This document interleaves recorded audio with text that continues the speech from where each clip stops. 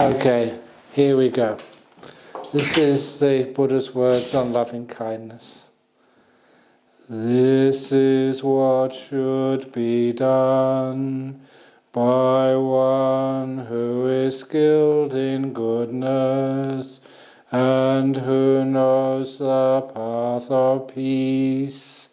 Let them be able and upright, straightforward and gentle in speech, humble and not conceited, contented and easily satisfied, unburdened with duties and frugal in their ways, peaceful and calm and wise and skillful, not proud or demanding in nature.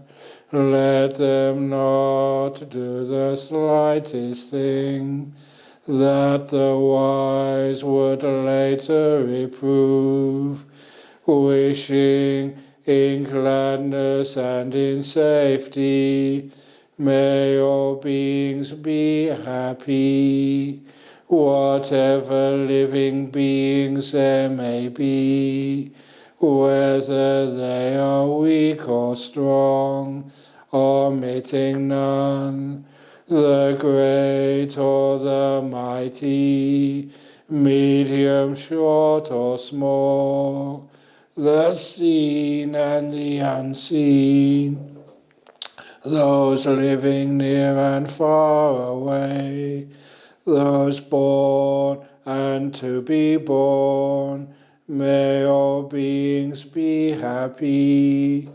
Let none deceive another or despise any being in any state.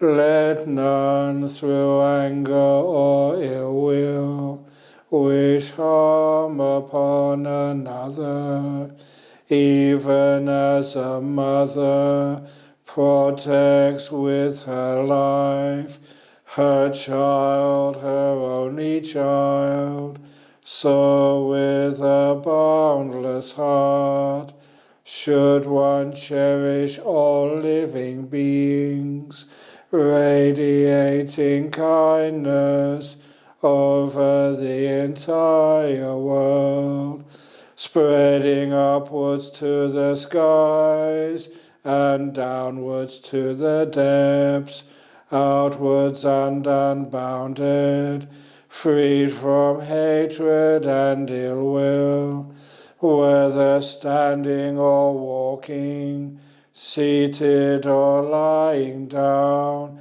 free from drowsiness. One should sustain this recollection. This is said to be the sublime abiding, by not holding to fixed views, the pure-hearted one, having clarity of vision, being freed from all sense desires, is not born again into this world. Very good. Thank you, Ajahn. Excellent. Okay, it's good to see you all again. Every now and again you go past the old Armadale Hospital to see where this not really started off, but where we spent many, many years. It's much better to be able to see this, wherever you are in the world. It's a great opportunity to be able to share this meditation for everybody. I got a lovely little video today from a fellow over, he's doing this work over in the Czech Republic, just to translate all these talks into Ukrainian and also Russian. They are very popular for people who are going through a lot of trauma in wartime Europe or the Eastern Europe. And it's wonderful to be able to be of service. This is not just for meditation. It's also made to be able to develop a spirituality which can have much more resilience. I've often thought that the mind is like just these bunch of strings, like guitar strings. If you stretch them, then when something falls on any one of those guitar strings, it makes a very loud sound, bing! But if they loosen up the tension in them and something falls on them, then it's got a very low pitch sound, boom. And if you have no tension on them at all, things can fall on those guitar strings and it makes no sound at all. That's just like when one relaxes, both physically and mentally. You found that when the things of life happen to you, you tend to be resilient. You don't react, hardly at all. And when people don't react, there's peace in your heart. And when there's peace in your heart, you don't react. The people who do react feel they can see their reaction so clearly that may teach them how to relax more and have more resilience in life. There's many people, I'm not quite sure about each one of you, even though that there was no travel very much for us for a couple of years because of COVID. Nevertheless, I never caught COVID. And I often think, why? Is it because I've got some natural immunity, or is it just because you can relax so much that the body can heal itself so quickly and so efficiently? I usually prefer to assume the latter, because I love this meditation. I've seen it do some amazing things for you. But the most important thing is learning how to relax. Relax so deeply, relax to the max, as are one of my sayings. And that's not just a joke. Sometimes you say these things like relax to the max, and people think, it's just a jargon. But it's actually very powerful, even when you go to bed at night, to be able to relax the whole body before you go to sleep. Then you sort of can really have a very good night's sleep. Even many years ago, when I gave a talk over in Sydney for a Buddhist psychologist conference, and one of the people there was saying that she actually made quite a lot of money just teaching people how to relax so fully with a body scan, starting with your feet and just moving right through the body, as a way of being able to sleep at night and curing insomnia. And she told me, I had no way of checking her, that 100% success rate with people who had difficulty sleeping at night. Not counting sheep, but just going through the body and relaxing the body as you sweep through it. And it's not that hard to be able to learn how to relax the body, because the mindfulness gives you feedback. You know what works, what doesn't work. And if you can practice like that, you find out that you soon have a sort of way of dealing with tensions in the body. In a couple of weeks' time, we're going to have a visit again from they call it over here in Perth, the Solaris Cancer Centre. And I've been going to see them for about 35 years. They come over to Bodhinyana Monastery once a year and just teach them just how to relax so deeply that they can get a lot of healing with the problem of cancer. So these are amazing things which happen, and you do like to share it even further afield. But one of the most important things is just learning just this technique of kindfulness, the mindfulness together with the kindness. And one of the similes which I use, I'm sure any of you who have been on one of my retreats have heard this, that is learning just the simile of the 1,000-petaled lotus. Like you, this human being which I can see in front of me, the pictures of you, that you are like a lotus, but a lot of time people are all closed up, just like the closed lotus bud. But in the early morning, when the light and the warmth of the sun hit that lotus, then the warmth and the light of the sun allow that lotus to open up, layer of petals by layer of petals, one after the other. And of course, no one would ever expect, if you ever see a lotus closed up, that inside that lotus is these beautiful petals, very fragrant and very colourful and very delicate. The deeper you go into that lotus, the more beautiful it seems. And that's each one of you. Sometimes you look at the people here, some are old, some are ugly, some are all sorts of people in front of you. I'm just being honest, you're not really ugly. But it's, you're not you wouldn't appear on the front page of some magazine At least I wouldn't anyway. That's what's really weird about this. Maybe some of you can answer this question for me. Because when I've just gone over to Indonesia, I just go over to many other countries, Sri Lanka and Phuket in Thailand to teach. I can't understand why people keep stopping me to take photographs. I mean, honestly, and I saw one Indonesian there, Edie, that in Indonesia, there's satu dua tiga, click. Satu dua tiga, click. That's 1, 2, 3. And that, I know those words. I don't know the number 4 in Bahasa, but 1, 2, 3, I've heard that so many times. Yes. So anyway, so this is actually where why do they want to take a picture of an old fat monk? I can't figure that one out. But nevertheless, they do. But there's something which is beautiful inside a human being. And that's what happens when you meditate. There's something gorgeous comes out which can actually shine through. And that's what happens in the meditation. When you start meditating, you begin with being aware of the body. And that's, the Buddha actually said that once. He said the best meditation, you go through the body first of all, to really relax it. It's, what in the Pali, I'm going to just do Pali stuff, Kaya Passaddhi, the tranquility of the body. And then the tranquility of the body means everything is loose and easy, no aches, no pains. And that's not a difficult thing to do. And then once that is nice and peaceful, then you can actually start going into the realm of the mind.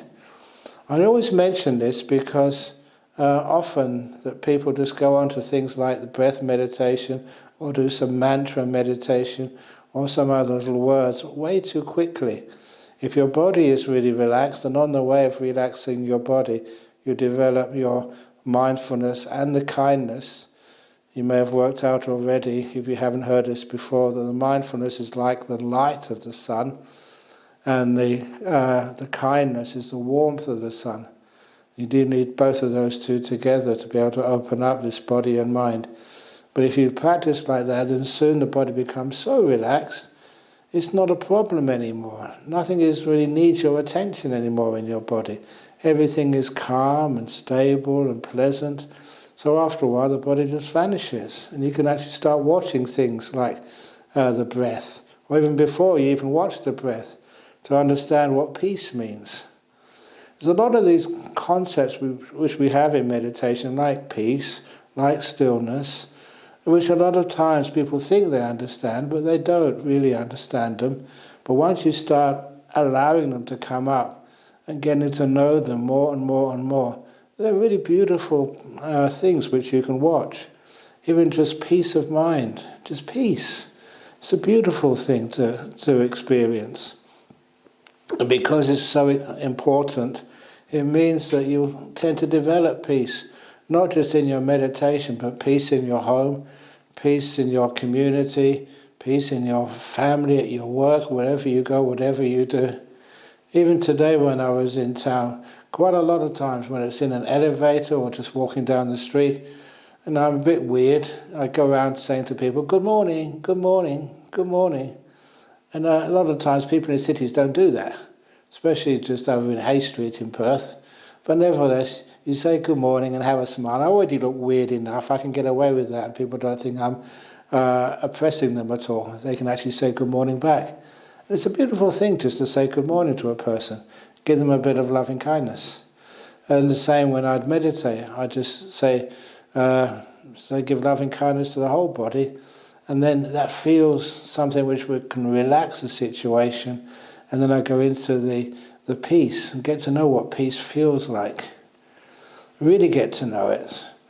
I know there are some connoisseurs, they know more about some types of music, or more about sort of the water in the oceans, more about plants than I would ever know. But one thing I would say I'm an expert at is like peace. You just know how it feels, and it's really gorgeous. It's hugely attractive. It's not just something which is boring, but something which is delightful. And so I've learnt over those years to notice the delight of peace. So what actually happens when you meditate, you start to be able to see a peace coming, He said, it's peace there, it's delightful, it's wonderful, it's gorgeous. And so, you go closer and closer to that peace. And like an example of that, just on Sunday when I was leaving Nollamara Centre, there was a message came through that there was a couple of Bollywood film stars wanting to visit our Nollamara temple. And I don't know who they were, I don't even know their names, but they came, and because there was 2 Bollywood film stars going to arrive in our temple in Nollamara in 5 minutes, it's amazing just how many people stayed. Just to greet them, actually to see what they were like.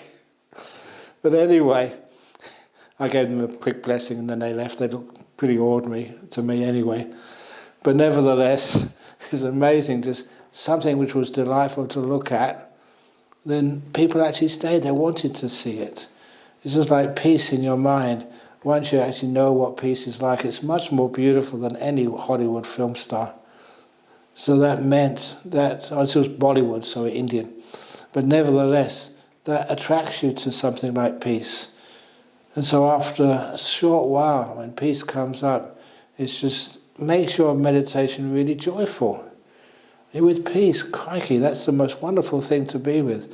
It's not something you can buy and purchase, it's just there. It's free, and it's always there for you whenever you turn to it. And so that peace becomes this wonderful experience in meditation. But it just doesn't stop there, because the peace becomes even more beautiful with what I call the silence of the mind. And the trouble is, when I do guided meditations, I'm honest about this, when I do the guided meditations, you get to experiencing the peace and the silence. And when I get to the silence, it's really just, it's almost a conflict inside of me. I don't want to speak, I don't want to explain anymore, because the silence is so gorgeous. It's like, why do I want to even speak and describe it? But nevertheless, I love it when each one of you can experience that silence in the mind. Not because you're holding it with tight fists, but it's just there. And you're at ease with it, you rest with it. A lot of times people think these objects of meditation, whether it's the peace or the silence, you have to grab them and make them stay with you. But of course, that just goes against the grain for what peace and what silence is. This is not something which you have to hold. You can't hold it. It's just you let go of everything else. When everything else disappears, then this is all that's left. Just peace and stillness. And all this thinking which we value when we were young, we value when we were scholars, we value when we have ideas. I've got a new idea, I just thought about it. And it's very rare I've heard new ideas, they're all old ideas recycled. But silence is so much more beautiful. And as I think I've told you many times before, the greatest wisdoms and insights in all parts of life come after silence. It's like silence just refreshes the mind and just breaks that habit, the way we always think in just old ways. So it breaks that cycle, so we can actually see it in a new way. We're actually innovative. And if once we're innovative, it's amazing just how that helps with our career, whether that's a career of building monasteries or a career of as an author, creative writer, working in the IT industry or whatever you're working at. To be able to do it in a new, interesting way, a better way, it's improvement. We can only do that when we've been so silent that our mind gets empowered and it's not imprisoned by the old ways of doing things, the old ways of thinking things. So anyway, the silence becomes so beautiful. Even just its texture is very, very attractive. And you're just starting with this meditation. Then we get to things like, honestly, the breath comes up naturally after you're silent. You're silent for a few moments or minutes or whatever, and then you can experience your breathing. It's there. You don't go looking. I never go looking for my breath. It just always comes to me. And it's like a good old friend. And as soon as I meet my breath, this is talking in like analogies. It's like meeting a really dear old friend. We've had such wonderful times together in the past. So if I see my breath, and I've got my eyes closed, meditating, peaceful, silent, when the breath comes up, wow, it's like meeting somebody I really care for, and we spend a lot of time together. And it's not as if I'm afraid I have to hold it. It's almost like my breath holds me. Because again, like a good old friend, it won't let me go. No effort at all. And then you go even deeper into the meditations, delightful breaths. And these things which I call nimittas. Now sometimes I was always a bit reticent of actually talking about things like nimittas, because they're very powerful parts of meditation. This is when you see beautiful lights in the mind. And I'm sure that many of you see those lights, because just you've been meditating for a long time, and you're getting really still. You're really good not to want them, but as we chanted earlier, to be content and easily satisfied, not proud and demanding in nature. So that means we're just happy just to be peaceful and see what comes up. We don't, and we're satisfied with just being peaceful. But then it gets silent, you can see the breath and delightful breath. And from the delightful breath, that's where one gets these beautiful nimittas. And after those, you get jhanas and all sorts of amazing things in meditation. But each one of these, it's the surprising thing, and I want to emphasize this, is for each one of you, please know that there's happiness in meditation. Huge happiness is in meditation. You get so much joy in meditation. And sometimes people get afraid of that joy. They think, this can't be right. That I'm doing meditation and it's happy and it's blissful, you're having a great time. Won't I get attached to that? And I mentioned this before to you. It's from Pasadika Sutta. Yes, you will get attached to it, but anyone who gets attached to the deep meditations, you can only expect one of four things. Stream meaning once returning, non-returning, or arahat, full enlightenment. The four stages of enlightenment. This is what's supposed to happen. So this meditation becomes a very joyful, beautiful path. And if the path becomes so joyful and beautiful, please enjoy it. It's great for you. It means you love going to meditate and you look forward to the next time of meditating. Meditation is not like going to the dentist. It's not like doing something you have to do but you don't really like it. Meditation brings you so much happiness and joy. And that means afterwards, when you come out of meditation, the people who see you will think, wow, what have you been doing? They can see the effects on you. And you're sort of happy. Sometimes it's like you're walking on air. Sometimes it's just, you can't help it, but just being sort of, well, okay, I wasn't going to say this, but like being high. You haven't taken any drugs. It's just a natural just buoyancy. It's the aftermath of a deep meditation, good meditation. And the way the Buddha talked about it is like the 5 hindrances of wanting, ill will, sloth and torpor, restlessness and remorse, and doubt are all gone, together with discontent and weariness. You know, in our world we do so much, we do get weary. It's a lovely word because you're asked to do so much. Sometimes it's not easy just to get to work, to get the train or get on the bus or get in a car and there's lots of traffic. Life is just wearisome. Maybe it's a sign I'm getting old, but nevertheless, even teaching can be wearisome. But when you start to get nice meditation, you don't have any weariness at all. You're just like full of energy and you're enjoying what you're doing. And it's also that you don't get this terrible discontent. Seems like whatever happens to you doesn't matter. Okay, it's okay, never mind. It's just your negativity, your resilience, it just improves enormously. So all of these stuff which comes out of deep meditation, it's positive, positive, positive all the way. And the last thing with meditation is no dangers. It's all for free. I did mention earlier, and I think you know this one too, that the only danger of meditation, and it is a danger, is you're likely to lose your hair and renounce, become a monk or a nun. Well, that's not a bad thing to do. Have enormous fun being a monk or a nun. And anyway, Chris has hardly got any hair at all left in Osaka, so you've got nothing to lose, Chris. So No, I haven't. And I'm happy to be here, I must say. you get great. So that happiness, that's something which is really weird. It's actually to get the spiritual depth, you need not to be afraid of happiness. And that's like a profound thing which I've said. A lot of the time when happiness comes, we think, oh, something must be wrong here. I'm enjoying this. You don't pay for anything, you just sit there, you don't take anything, it just comes into you from inside.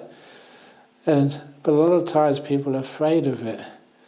They think, no, this can't be right, I'm getting really happy. If it comes, please welcome it. It's part of the meditation path, and really big happinesses as well. And totally positive, great for your health, great for your happiness, great for your harmony. Many other people who you meet will also share that happiness. Look, whatever you do, and whoever you are, we all meet so many people throughout the day, and you'll share that, you share who you are. A lot of the time you don't need to be a teacher, you just be a peaceful, beautiful, happy person, and other people benefit from that enormously.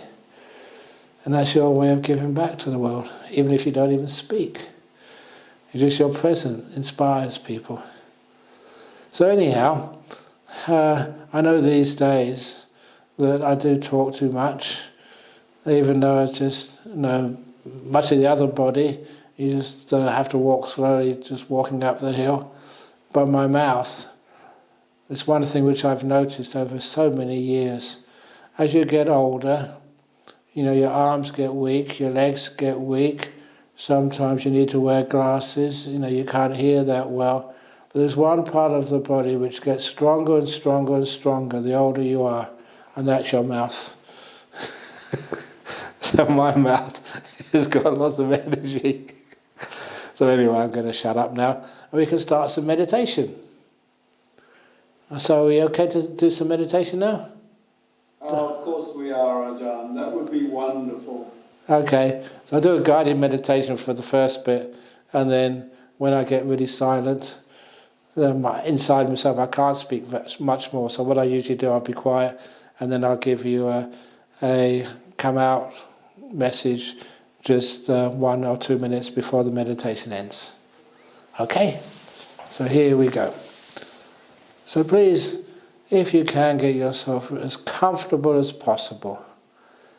And this is the start of Kaya Passaddhi, the tranquility of your body. I don't care which posture you use, but make a posture which is comfortable, strong, doesn't send you asleep, but doesn't give you any aches or pains either.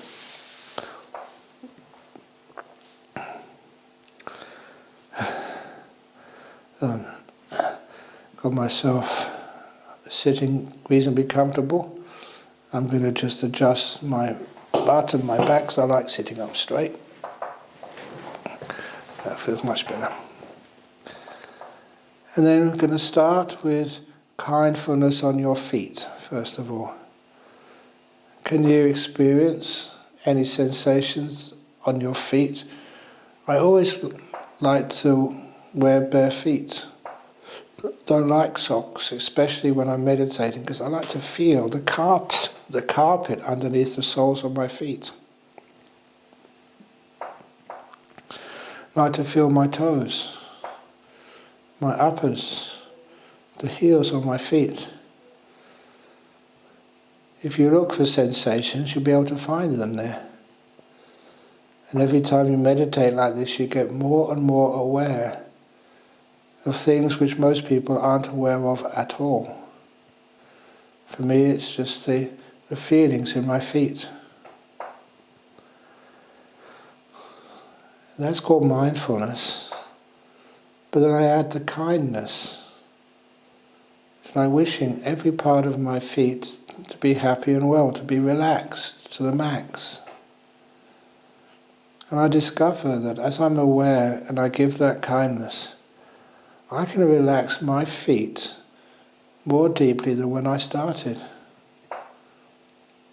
They feel much better. It's like you can soak your feet in hot water sometimes, and they just really relax. It feels good, it's healthy, and it's kind to your body. And I go up to my ankles. There's a special feeling for the ankles. It's different, the knee feeling, different from the wrist or elbow feeling. All these joints, you can know them. They've got a different sensation to them. I check my ankles. I can feel them now. Just relax them. Give them kindness. It's like as I'm going up my body, I'm not just being aware, I'm being kind. And you also understand what kindness is. Kindness, you know it because it relaxes everything. It changes the perception, the feeling in my, now I'm going up to my calf muscles. It changes the feeling there to being more open, more at ease, way more comfortable. And I know from these little exercises how to be kind to others. Kindness to others makes them feel less afraid of you. Makes you feel more at ease. Even you practice that with animals in the forest, whether it's with kangaroos or whatever crawls in this forest, you're kind to them, the birds, the ants, and you're kind to them. You can see they're relaxed, they're not afraid. Especially with the kangaroos, you see that when you're kind to them, they just carry on munching the grass and they just basically just trust you so much they don't even lift up their head. And then I go further up to my knees. Some of you may have injuries which cause knee pain. If that happens, if you feel knee pain for any reason, you may have fallen off a ladder or fallen off a bike, just know those feelings. Just don't be afraid of them and just be kind to them. It's like the mind is smiling at those feelings. Look, I care for you, knees. I'm sorry that you hurt. And you're sincere about this. You don't make up these ideas, you actually live them. So you have this kindness towards your knees, and you know what kindness is if you practice this way for a long time. And that kindness relaxes everything there. My knees are usually pretty healthy, but now they're just, I feel like they're tingling. It's a special sensation of just like happy knees. That's how they feel. Actually, I don't want to leave them. They're a very pleasant feeling. But then I go up to my thighs, big muscles. They usually don't cause me any trouble. I don't do that much exercise. But then I can just feel them all. And they feel at ease too. And I wait until I'm aware enough I can feel a special kind of feeling, a delightful feeling of relaxation. If you do it properly, it does feel pleasurable. I feel pleasure in my thigh muscles. It's weird, but that's what I'm experiencing. And then we go further up to the buttocks. And as I feel my buttocks, they're different from the rest of the body because there's pressure on them, me sitting on a chair. But nevertheless, I try and care for the buttock muscles as best I can, trying to even out the pressure. At least I care. That means the buttock muscles respond with a deeper relaxation. And even, I can feel a kind of tingling in there. A tingling of just as comfortable as they can possibly be. And then I go to my waist. Feel the waist. If I need to move it, I'll move it, but it feels okay now. And relax to the max. Because I know if I don't do this properly during the meditation, I'll get distracted by a pain or an ache. And then I go inside my body. I think you can understand as we're doing this the body relaxes so well. It's easy to go to sleep if you need to. But we're in the posture now, don't go to sleep, just let the lower part of the body which we've relaxed just kind of disappear into comfort, so it doesn't cause any trouble for you. But then I go up my body, usually going through the digestive tracts. I don't really know what's what, where's where, but I just scan upwards. And as I scan upwards, if I meet any part of my inner part of my body, the torso, any part which feels it's tense, tight, not fully relaxed, I know this area now, I've been doing this a long time, so I can see if there's any problem anywhere. And if there is, I stop there. And I just give it so much kindness, so much care with mindfulness and kindness. And I know that relaxes things. Any tummy ache can very easily be dealt with. Any stomach ache, you can feel it, relax it, and over the years you can make it disappear. It's amazing just how well this works.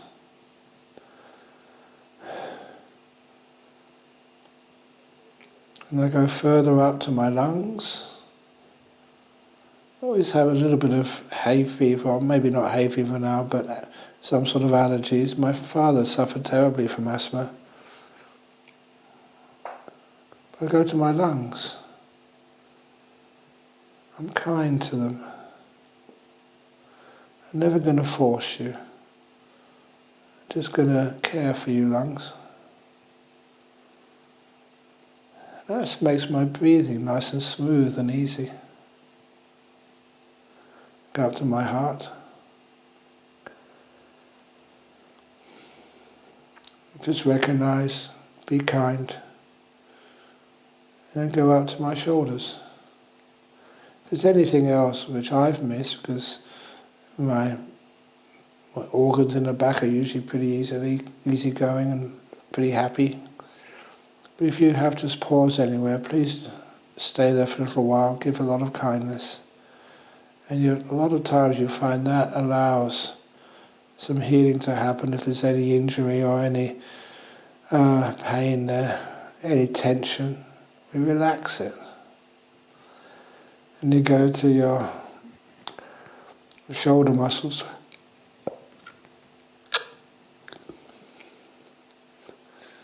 So I'm doing this just quite involuntary. I did a big yawn.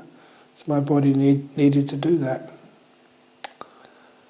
So I go to my shoulder muscles and loosen any tension there.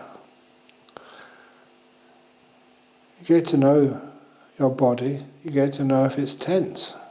You don't need somebody else to tell you. It's your body. You have mindfulness.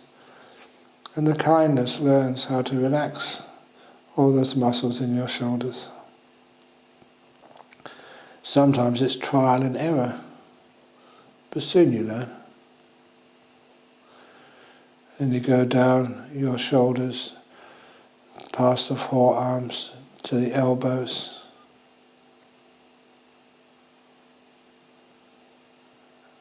I can feel my elbows now. They're fine. To the forearms, the wrists, and the hands. The fingers are pretty easy to feel. So many nerve endings in each one of them. So I just ask the fingers, are you happy there? Are you comfortable? Today my fingers say no. They want to be adjusted, so I'm doing that. Wow, that feels so much better. Just people respond to your kindness, just asking them, how are you? And doing something about it if there's something you can do to improve their state of being. That's what I do to parts of my body, my fingers. I ask them, how are you? I really truly care. And they let me know and I respond. And now my fingers of my hands feel just very comfortable, very cozy down there. When I go back up to my shoulders and my neck, I can feel sensations in my neck. It's quite tight there. So what I do is I usually just move my head backwards and forwards, just to make sure that it's relaxed as much as I can. And then I leave my head balanced in what, by moving backwards and forwards, I can discover the most comfortable position for my head. And once it's there, it's like my neck says thank you. And then in my head I go to I love going to the sensations around my eyes, around my nose and my mouth, making sure they're all relaxed.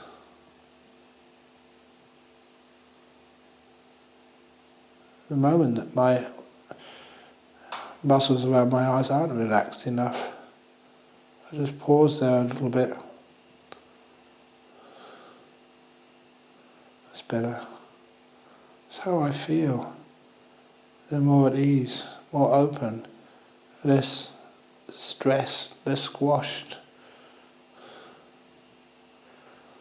I don't often do this, but today I feel it's good. And then I know it's very hard to relax the brain, but some of you have been thinking a lot today.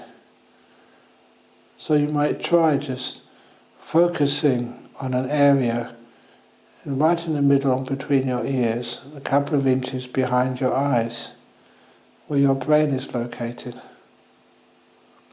You're not supposed to be able to experience sensations in the brain, but just imagine you can. And imagine your poor brain been working hard. Imagine just that you've got a hinge on one side of your skull, and the other side of the skull you can lift it up and take the brain out and put it in a nice comfortable basket with a very lovely cushion or mattress and a little duvet and a pillow, and say to your brain, "Brain, you don't have to work now. You take a rest. Put your brain to bed for half an hour. It deserves it." So you don't need to make any decisions. You don't need to take notes. Your brain can have a rest. And then you go back to your body. My whole body now, from head to toe, it actually does feel really at ease. It feels good. I stay being aware of that feeling of a relaxed body. Because what happens next? Here it comes. I feel the delightful feelings, the pleasure of relaxation. I thought first of all this was indulgence, but when I am aware, mindful of the delight of a relaxed body, with no tension anywhere, that delight takes relaxation to an even deeper level. My body really relaxes. I can feel it. It's not an imagination, it's real, it's gorgeous.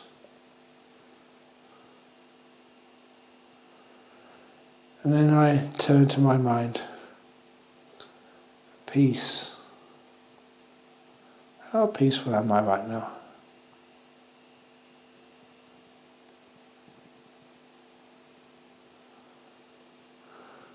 Sometimes I ask people to give it a number, because people in the West like numbers. 1 means really peaceful, 10 means agitated. Just to know, not to judge. Just to know what makes you more peaceful. What does peace feel like? It's hard to contain it in a description of words, but you can know it. Know what peace is, and what makes it deeper, fuller, what makes it glisten. And I certainly know the enemy of peace, which is past and future. It's in that past and future is all the problems, all the worries, all the busyness. If I remain in this moment, then peace just grows.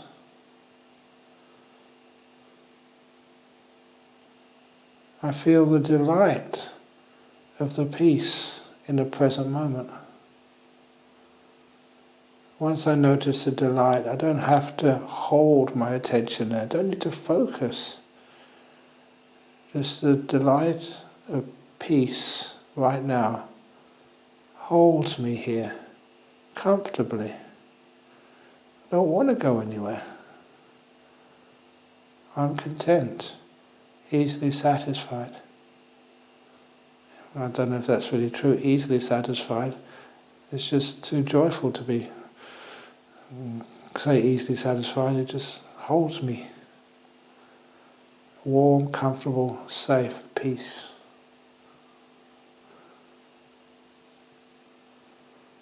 Stay with that peace, get to know her even more deeply than you've ever known before.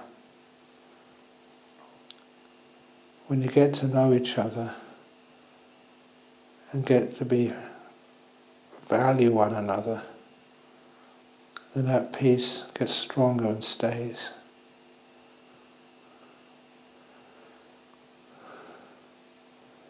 The mind doesn't want to leave it. That's when it gets full.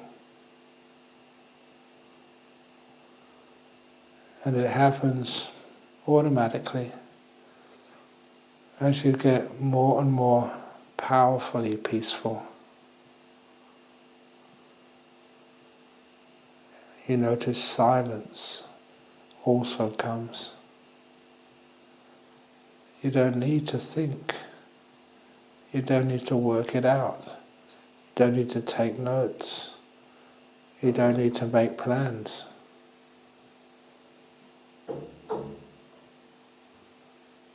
You're just silent.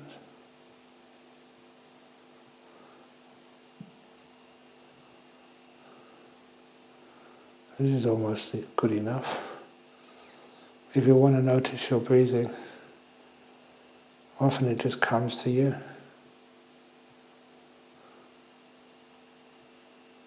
And it's just so easy to observe. It's the only thing left. Everything else is gone. Just watching this moment of breath, silently, peacefully, with no effort. A good friend needs no effort to stay with.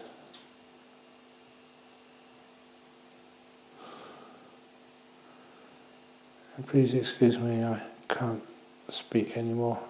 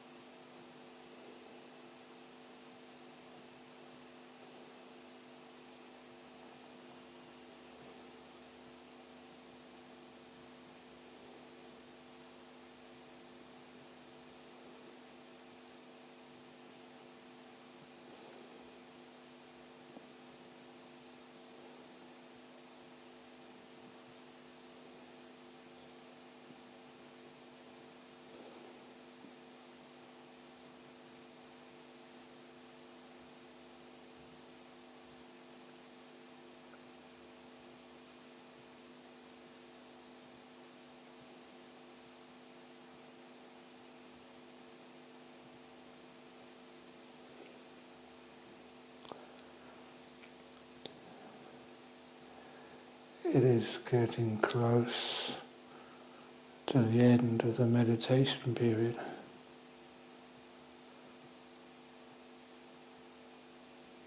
How peaceful are you now?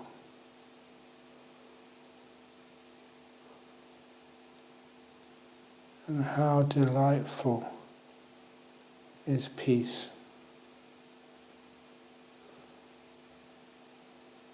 Notice its quality. It feels health-giving, free, and deeply spiritual.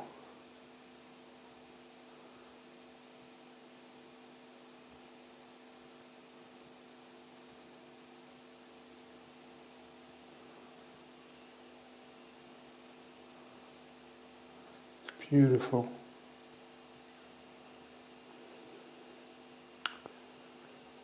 And now, how does your body feel? As you start to become aware of your body again, see so much of it, if not all of it, as it has had the opportunity to relax fully.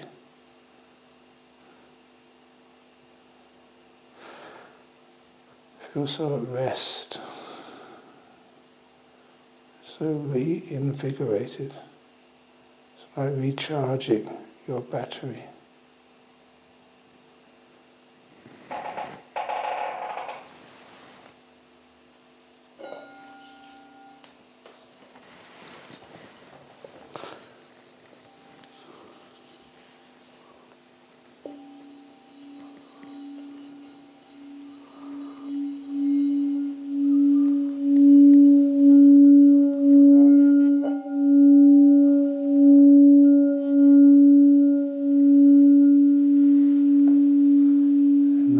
Please come out of your meditation.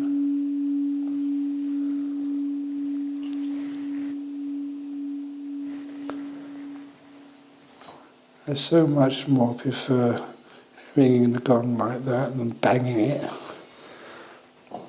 Banging it seems so violent after a nice meditation. Okay, that's nice. Thank you for letting me join in. Half an hour of peace. Yes, it's been wonderful and very peaceful, Ajahn. Thank you so much. Thank you. Now I forget exactly what happens next.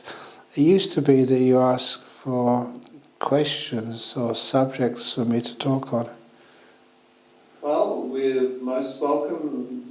I'm sure people would love to ask questions. Great. Ask away. So I see that Nikki's already got a hand waving in the sky there. So Nikki, would you like to unmute and ask your question to Ajahn? I would. It's hard to find the words. Thank you, Ajahn. My pleasure, I mean that. Yeah, I'm going to ask you that question, like you said. Do you remember me? It's funny because I saw you in Bristol not so long ago in the UK. Oh yeah. I was there with Canada. Yeah. Anyway, that wasn't my question. My question is, when I'm meditating, and when, for instance, when you do the brain. Oh yeah.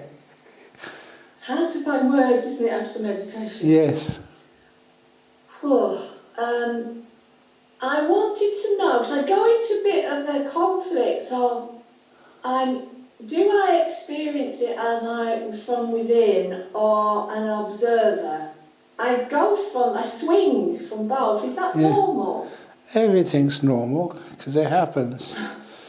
So we don't tend to judge anything. Okay. So if you want to do that, it's just an interesting way of encouraging your poor brain to have a bit of peace and quiet.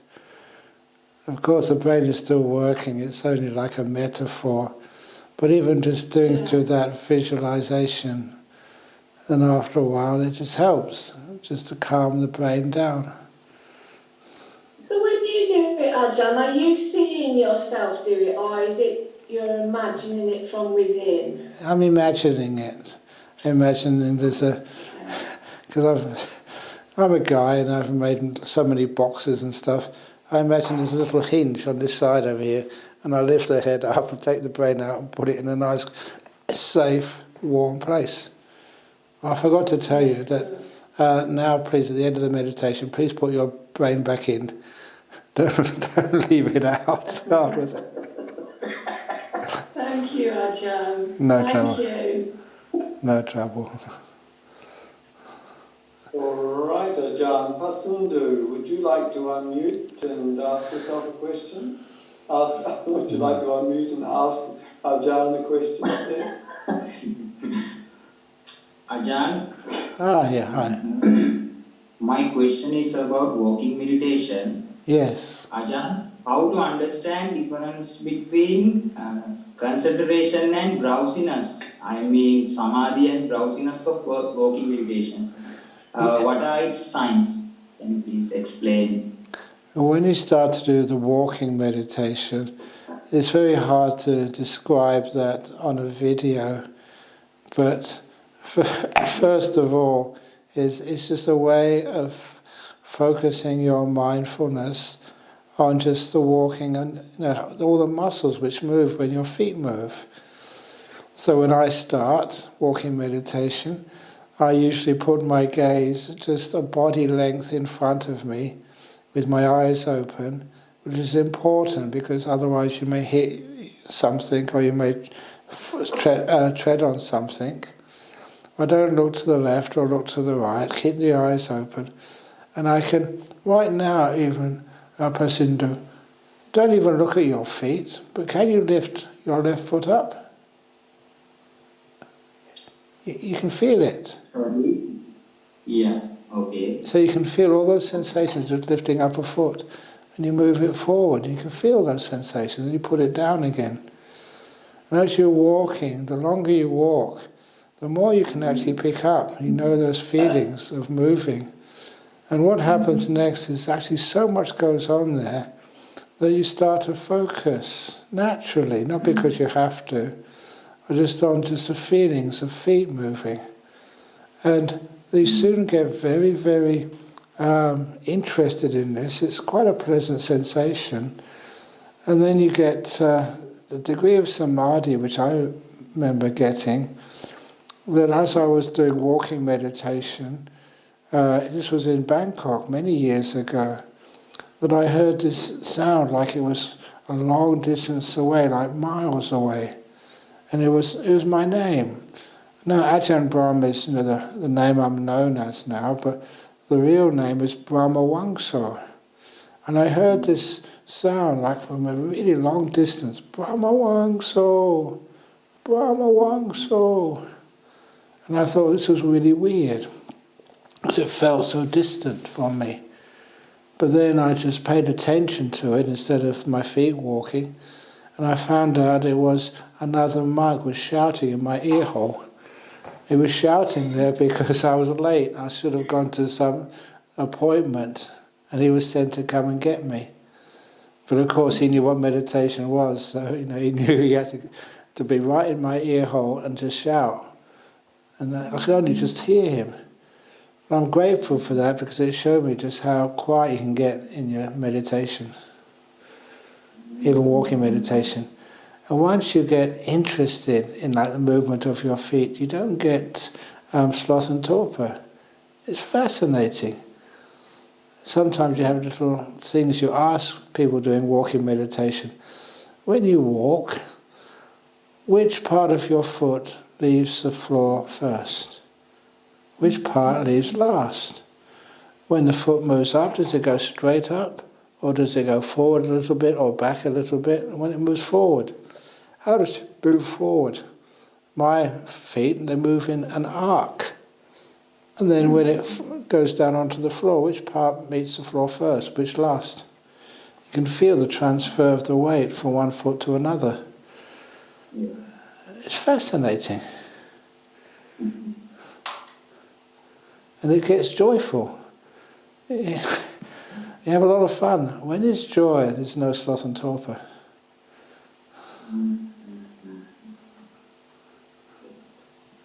And anyhow, I think you may find it on the web somewhere.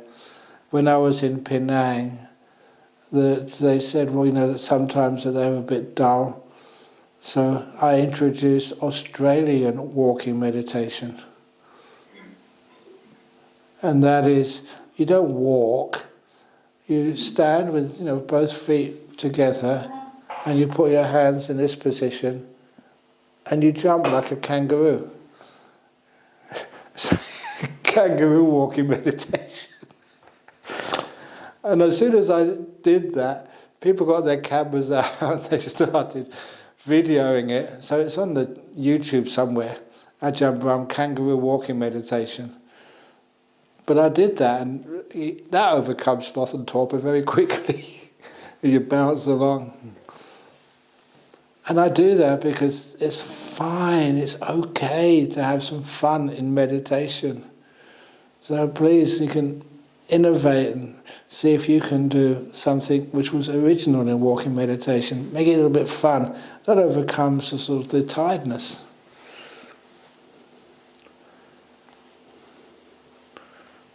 Thank you, Cousin. Thank you. Very good. Sky has been waiting patiently. Sky, would you like to unmute? Yes, thank you, Chris. You're welcome. Hello, Ajahn. Hi. Hi. Hi. You're adorable. I just think you're great.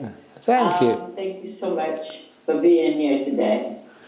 Good. I have a simple question. I heard a great explanation on a video yesterday between holding on to something and grasping.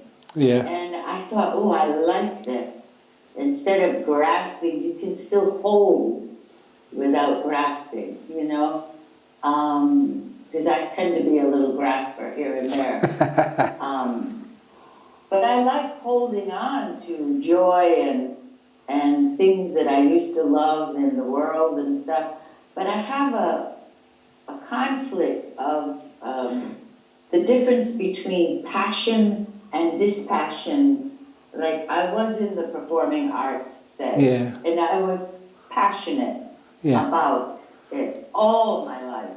Yeah. But because I don't want to come back, well, I'm probably going to have to, because certainly didn't become a stream winner yet, but I'm leery of wanting and desiring and becoming, and I don't want to even be in the same family again. And so I'd just like you to cover a little hint on the difference between keeping a healthy, holding desire and losing passion and becoming too dispassionate. Does that make any sense? Yes, it does. I have many passions in my life. Things you really work hard for. And trying to get equity in Buddhist monasteries, between nuns and monks. And it really inspires me when you get a young monk or a nun gives a really, really good talk, even better talk than I give. Yes, sadhu, sadhu, sadhu. You're passionate about all the jobs you do, teaching others. And I just mentioned this just to our Thai group here in Perth a couple of days ago, because it's my birthday coming up soon. And I said, if you want to give me a birthday present, one which I will really just appreciate, just you go and meditate and get some nice peaceful, deep meditations, and then let me know. That's a wonderful birthday present.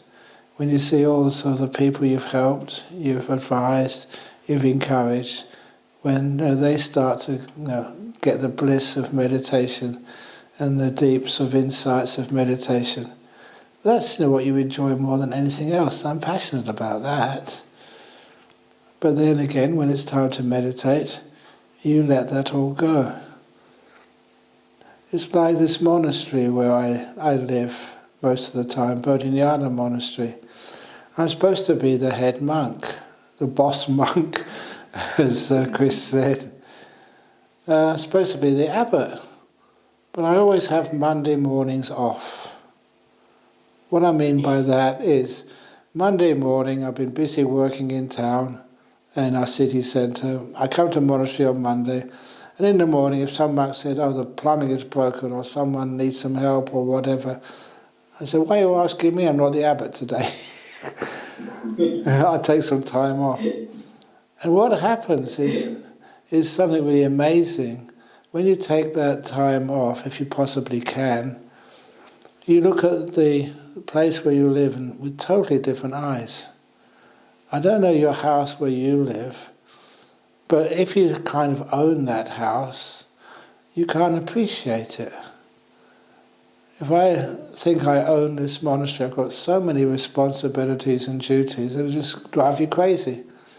And other people come to see this monastery and they say, wow, what a beautiful monastery that is. It's so tranquil, it's so beautiful and peaceful.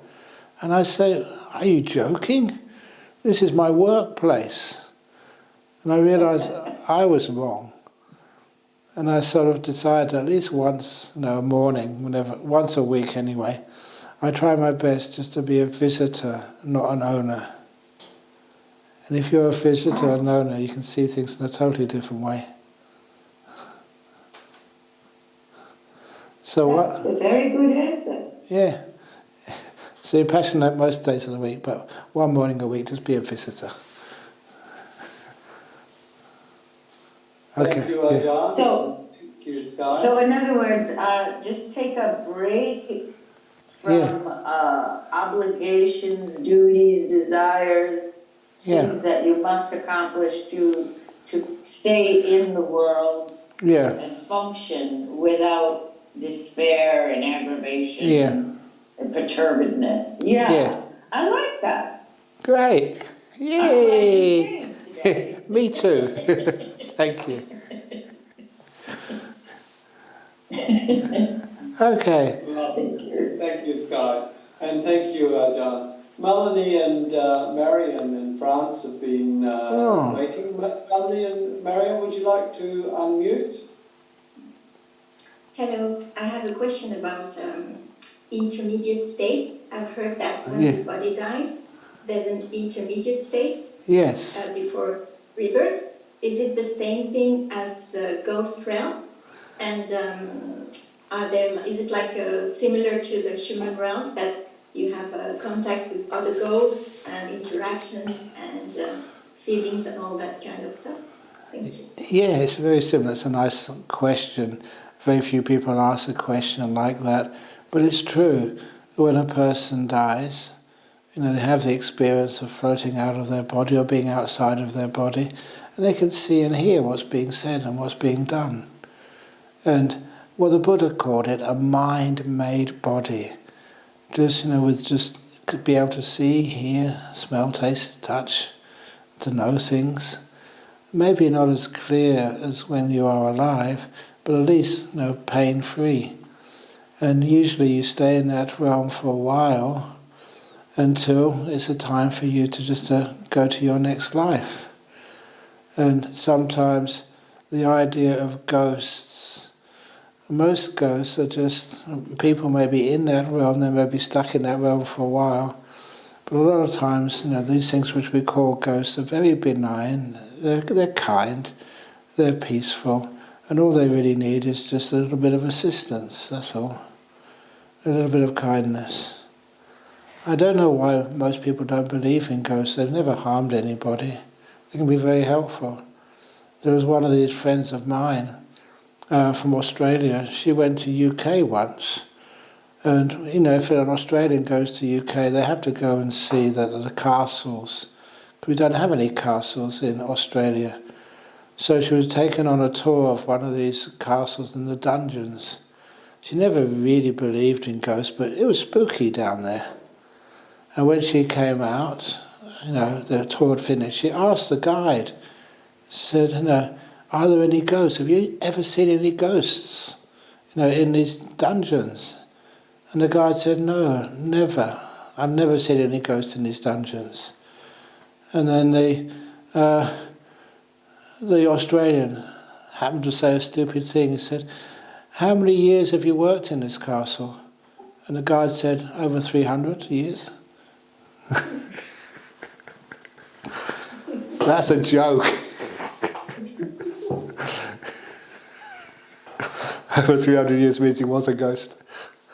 That's a lot of the time, if you see a real ghost, you don't know they're much different than an ordinary human being. Many ghosts are like that. But anyway, they're very rare and they're benign. They won't do any harm to you. And usually just when most ghosts, once they've seen their funeral and everyone is just as happy as they can possibly be, they've done all their jobs, then they feel it's the time for them to leave. So yeah, then those things happen. You've seen that does happen. The interesting question which you asked was, can one ghost talk to another ghost? And that's kind of rare, but it does happen sometimes.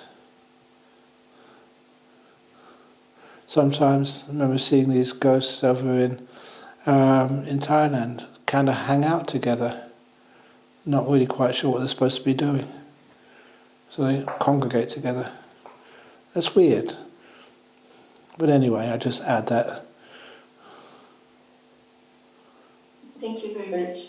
Does that answer the question, or do you want to ask more on that? Because No. Okay, very good. Yes, and thank you, Ajahn. Ajahn, I have a question in the chat on a similar topic. Can I read it for you? Yes, go on. Thank you. I have heard that the last state of mind in life determines the next rebirth. For example, if you are afraid or worried during your last moments, you will be reborn into a lower realm. Is this true? Yes. Also, what about the way we have lived before we faced our last state? Please kindly offer me an insight. Yes. Okay, the last thought is an approximation. And the reason is because it's very hard to say when a person dies, what is the last thought? Death is not an event, not a moment, it's a process. And no doctor knows the exact point when a person died. The death is a process of quite a few minutes. So what is the last thought? And again, it's not the last thought, it's the last states of mind. So you may have a terrible, one moment thought, but then afterwards, what happens next? And a good example of that is people who commit suicide. And that happens a lot. And it makes especially the parents, friends, loved ones of someone who's killed themselves feel just so, it adds like salt into the open wound. They think that somebody has killed themselves, they must have had some terrible thoughts, and now they're going to be in hell realm for years or decades or centuries or something. That is really unfair, and it doesn't work that way. You don't judge a life by just the last moments. It's the whole of the life. So a person may have some bad moments, when they are dying, especially if it's a suicide. Then afterwards, hopefully, if there's really good people around, you can actually basically keep talking to them, giving them lots of good energy and kindness. Say, yeah, it's not a good way to die, but never mind, you've done a lovely life, a beautiful life. So you always remind people of the beautiful things they've done in their life. And if they still linger around, which they often do to funeral services, and you say the beautiful things which they've achieved in their life, remind them. And that will actually take those beings who have passed away into a much better rebirth. They're still around, when people do their funeral services. Sometimes people can see them or feel them or smell them. And this is not just human beings. Even there's a couple of cases of dogs. There's one famous story from Perth. This woman this is not a joke, this is a real story. This woman who didn't have a partner left a long time ago, didn't have any children. The love of her life was her dog. And they'd always take the dog on a walk every morning, every evening. And then one day, actually this story was told to me in the old Armadale group, because she used to go there. One day that she was playing with the dog in the forest above, I think, Rolling Stone, and she lost her ring, a finger ring. They searched everywhere for it but could not find it. A ring in the forest is too hard to find. So they went back home. She always missed the ring, but a few days later the dog died. And she was more concerned with the grief for her dog than anything else. And she told me that in her house, she was there alone, she could hear the dog barking many times in her house, but she could never see it. It was like in another room, and she would run to that room, open the door, there's no dog to be seen, but she could hear it very clearly. And then eventually, the one day she was at the inside of the front door of her house. She heard the dog on the other side of the front door, just a few inches away, but the other side of the door, so she opened the door very quickly. She couldn't see the dog, but she saw in the middle of the welcome mat to her front door was the finger ring she lost a few days earlier. And at that, she never heard the dog again. The dog had fulfilled its purpose. One last thing to do, to her friend, this human being who lost its ring. Find that ring and bring it back to her, which this ghost dog did. And that's a true story. It's beautiful. Even dogs can be ghosts or spirits or whatever you call them, and just fulfill their duties, and then just they can pass on into a new life.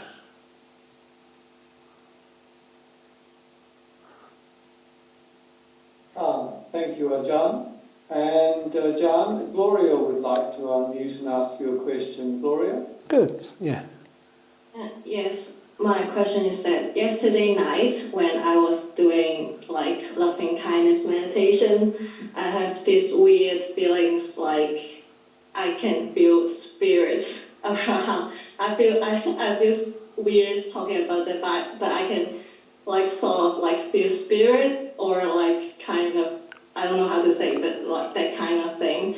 And then I go to look up in the sutta, and then it states that the benefits of loving kindness, one of them is that you will be pleased by the spirit. I don't remember the exact wording, but it's something like that. And then I saw this another one that said fire, poison, and weapon will not injure you. Yeah. And then with that, I feel like it doesn't make sense, because when fire burns you, you will obviously be burnt, and then if someone hurt you with a knife, you will obviously be hurt. And then I'm wondering, what does that mean? Yeah, thank you. Okay, so there's one of my disciples over in Sri Lanka. He told me about this experiment he did, and at last he actually sent the video of it. I asked him many times. He has one disciple who's a very, very good meditator, very skillful, and he can get into these jhanas so easily. So when his disciple got into one of these deep meditations, the disciple who was leading this group, he was a doctor. So he got out a scalpel, and on his shoulder, this Sri Lankan man's shoulder, he disinfected the area and got out his scalpel and tried to make an incision on this man's shoulder.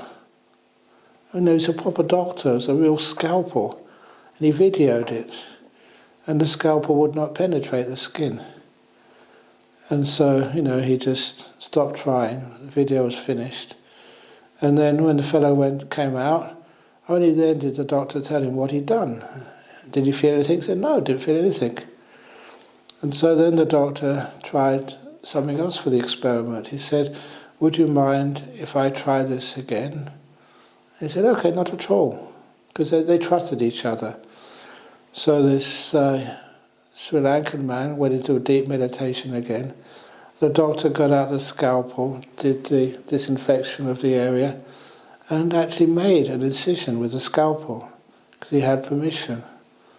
And then just cleaned it up, sewed up a couple of stitches, and then put a bandage on. And when the man came out, he didn't feel any pain during the incision. He could feel a bit of smarting on that part of his shoulder. But it actually showed something which you've heard before, but actually proved it. That in deep meditation you are invulnerable. And that you can't be cut. And he did that just to try it out and prove it.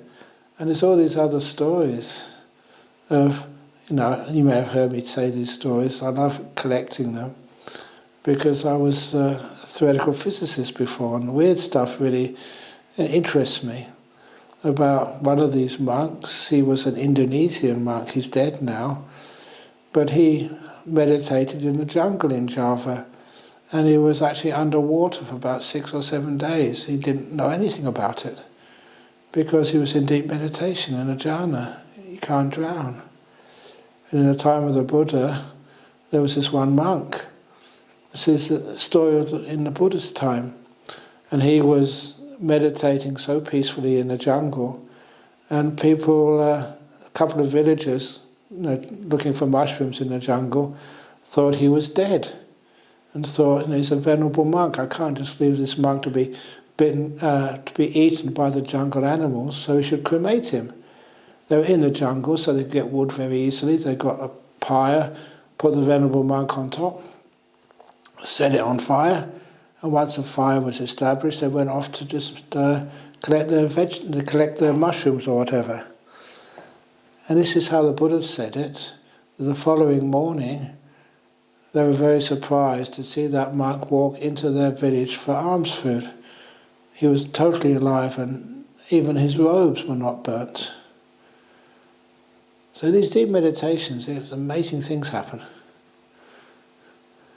So the difference between somebody who is in deep meditation and they're invulnerable from fire, from cutting or from floods, is their body is still warm. So if you find anyone of this Armadale group meditating and you can't see them breathing, just touch their body. If they're still warm, please don't send them to the crematorium yet. Otherwise they'll give heart attacks to everybody else. Yeah, thank you. For the advice, Ajahn. Ajahn, I've got another comment in the chat Go on. for you, if I could read it. Yes, recently, Ajahn, in one of the sessions you offered in Singapore, you said to give freely, always not expecting. How do we do this when others close to you expect you to enjoy worldly things like watching TV, etc.? How can we balance this in our lives together? After a while you can talk to your loved ones and you say, well, please, you can look at TV, but I prefer to look at my mind, go to my room, do some meditation. Because after a while you become a better husband, a better wife, a better son, daughter, parent, if you meditate more. And if you're not becoming a better family member, you're not doing the meditation correctly. Usually everybody loves people when they meditate. So often in that Armadale group years ago where we would meet in this little room in the hospital, that many women would come up and say, I never felt like coming to meditation tonight. I was sent by my kids. The kids would say to Mummy, you have to go to meditation tonight. No, I'm too tired. Mummy, you must go. No, I like to just stay at home. Mummy, go to meditation. Why, darling? Because you're a much nicer mummy when you come home from meditation. And the honesty of kids is wonderful. They really meant that. So if, you're really meditating well, they will just say, oh, please, go off to meditate. We'll just watch the TV. You can join in a little bit, but a lot of times you're just doing that to help others. to make them feel. I can remember going to see my mother. A couple of times I would sit down and watch the TV with her just for company. And I just couldn't believe it. I hadn't watched the TV for years. And I think there was one sort of TV show there, and I was just counting how many people were killed just in half an hour. Couldn't believe it, how violent these TV shows were. But anyway, that's what we can do. But try to be kind to others. Compromise as much as you can without spoiling, your own peace of mind. Well, Ajahn, it's come time to wind up. We've had over 16 different countries here this evening with over 50 people. So excellent. It's been an excellent evening. So thank you, Ajahn. Ajahn, would you like to offer us the blessing? Oh yeah, sure. It's very nice to see you all. So this is a blessing for each one of you, even those ones I cannot see. Sabbarogo inimuto, sabba santapavajito, sabba veramati gando, niputo chatuang bhava, sabitio vivachantu, sabbarogo vinasatu mate, bhavanvantarayo sukhi digayugo bhava, apivadanha silitsa nichang vuttapachalino Chattaro Dhamma vatanti ayuano sukhang balang. Very good. So wishing you all happiness and well-being. And see you next time. Bye. And bye, Ajahn, and thank you very much. My pleasure. See you all. Thank you, Ajahn. Bye, bye, bye, bye, everybody. Bye, bye, bye, bye, bye, bye, bye, bye, bye, bye, bye, bye, bye. Okay, great. Sadhu, sadhu, sadhu. Yeah.